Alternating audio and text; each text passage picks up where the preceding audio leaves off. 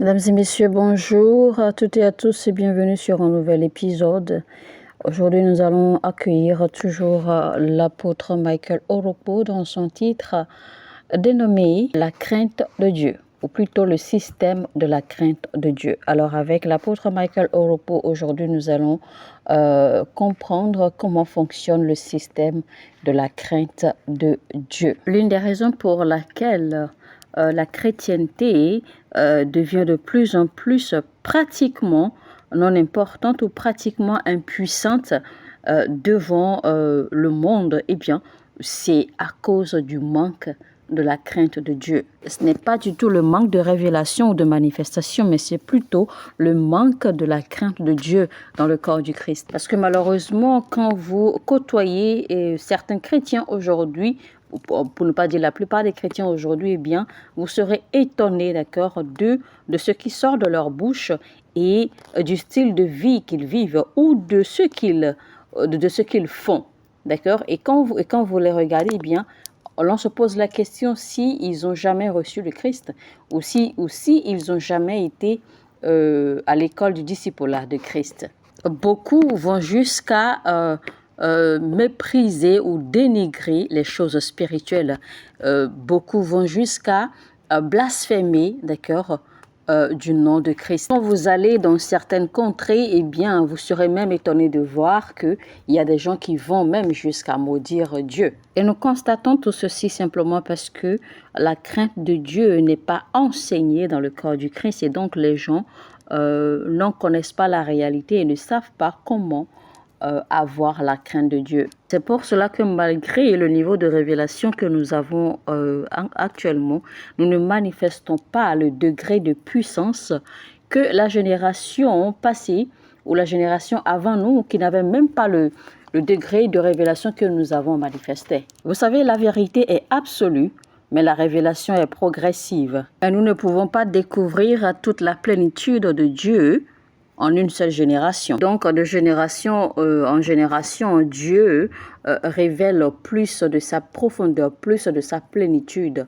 d'accord, aux gens. Maintenant, notre génération, c'est-à-dire que cette génération à laquelle nous sommes, est supposée être la génération qui reçoivent plus de révélations, d'accord, de la connaissance de la plénitude de Dieu. La raison est très simple. La raison, c'est que nous avons encore des registres, des documents, des anneaux, d'accord, des compensés d'informations et de révélations que les générations avant nous ont eu à recevoir de Dieu.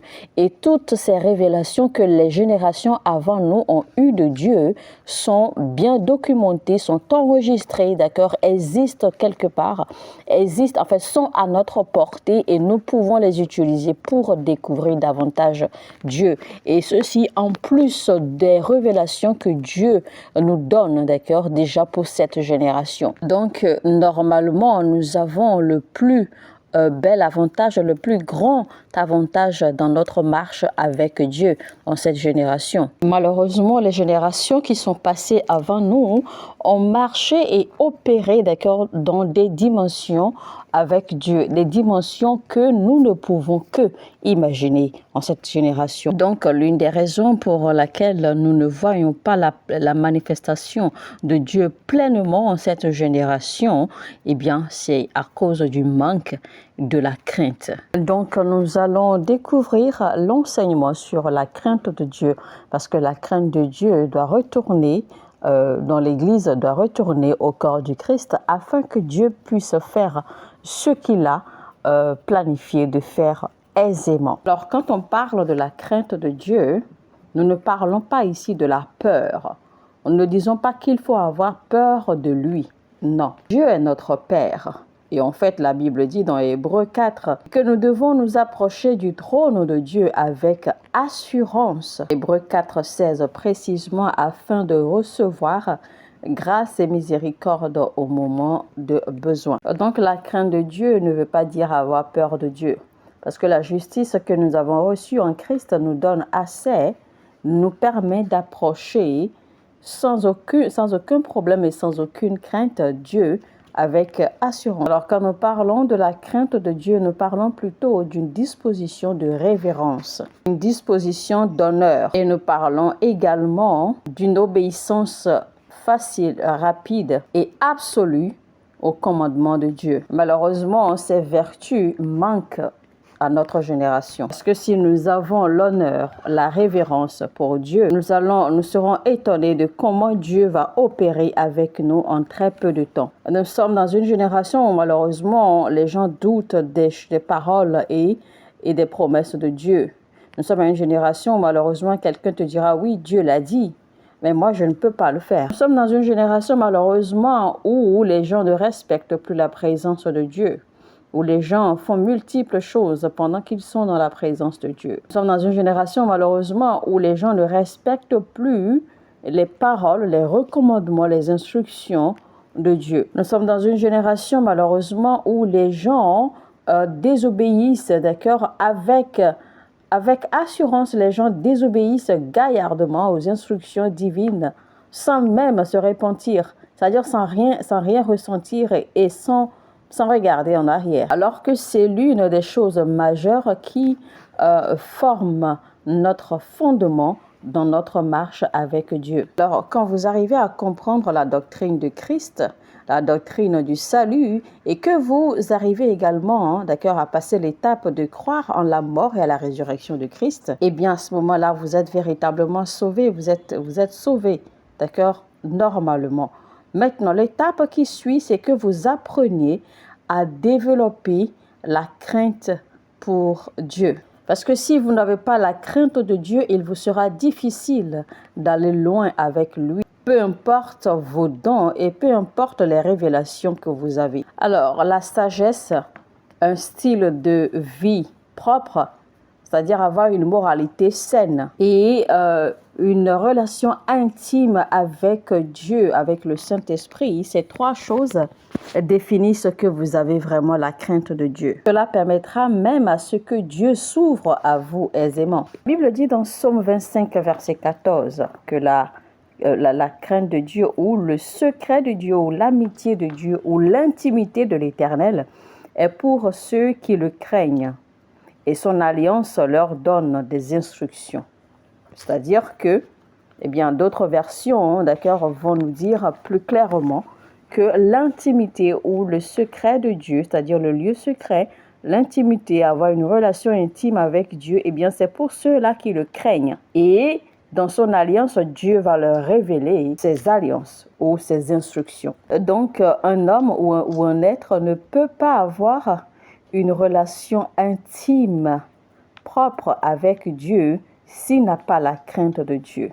C'est-à-dire que s'il n'a pas la révérence pour Dieu. Et donc, voilà l'une des raisons pour lesquelles, eh bien, la plupart des choses qui sont faites pour notre avantage, normalement, nous n'arrivons pas à en jouir parce que, simplement, nous manquons de la crainte de Dieu. La Bible dit dans Psaume 33, verset 8, « Que toute la terre craigne l'Éternel, que tous les habitants du monde tremblent devant lui. » C'est l'une des valeurs qui a démarqué Jésus-Christ. En fait, quand vous allez lire Ésaïe 11, du verset 1 au verset 3, vous allez comprendre mieux la valeur que Dieu met sur la crainte, c'est-à-dire la crainte pour lui, la crainte de Dieu. Ésaïe 11, 1, 2, 3. Puis un rameau sortit du tronc d'Isaïe, et un rejeton naîtra de ses racines.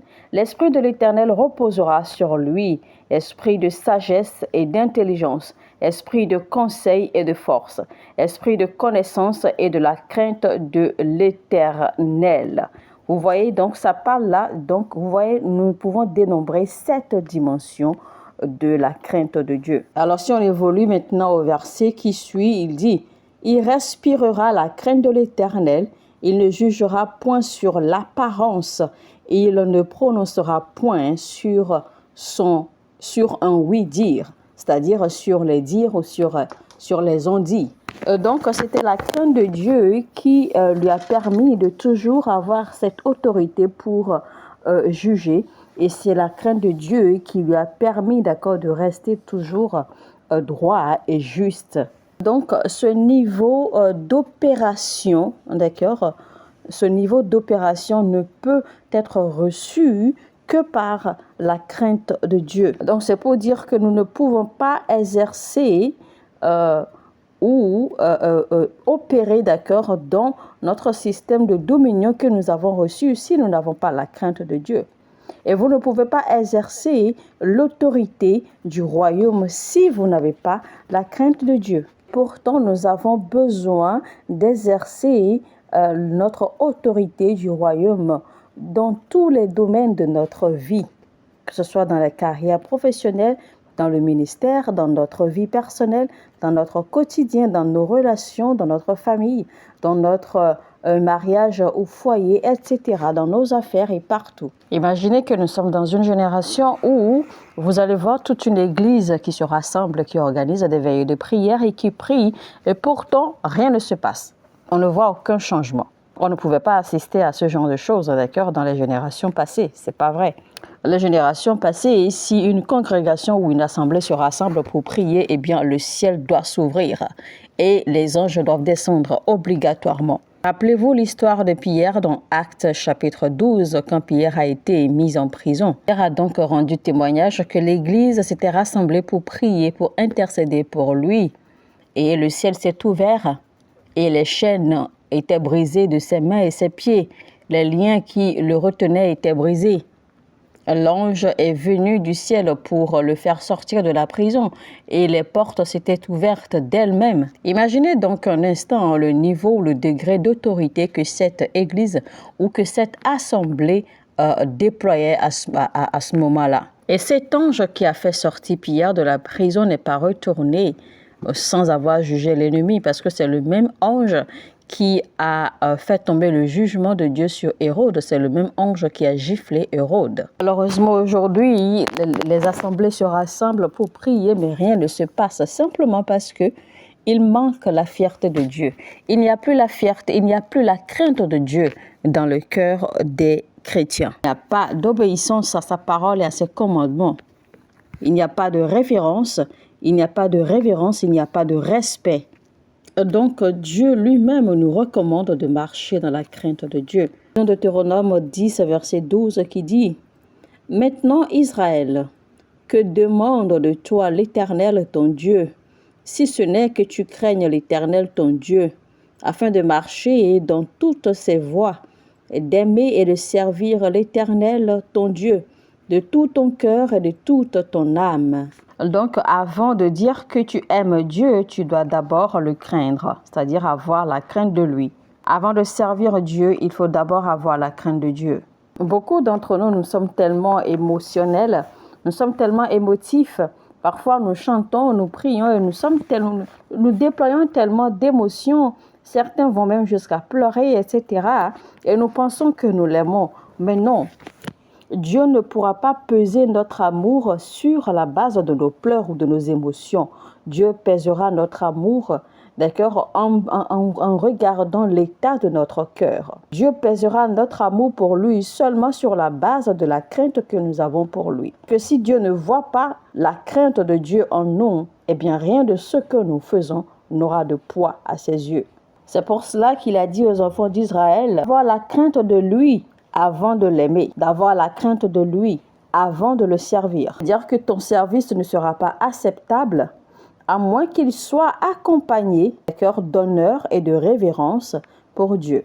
Il est dit dans Hébreux 12, 28, 29, « Pourquoi recevant un royaume inébranlable, montrons notre reconnaissance en rendant à Dieu un culte qui lui soit agréable. » Alors de ce verset, nous voyons clairement que si nous n'avons pas de la révérence et de l'honneur pour Dieu, eh bien nous ne serons pas en mesure de le servir de façon acceptable ou de façon conséquente et efficiente. Peu importe la grâce que vous portez et peu importe les révélations que vous avez.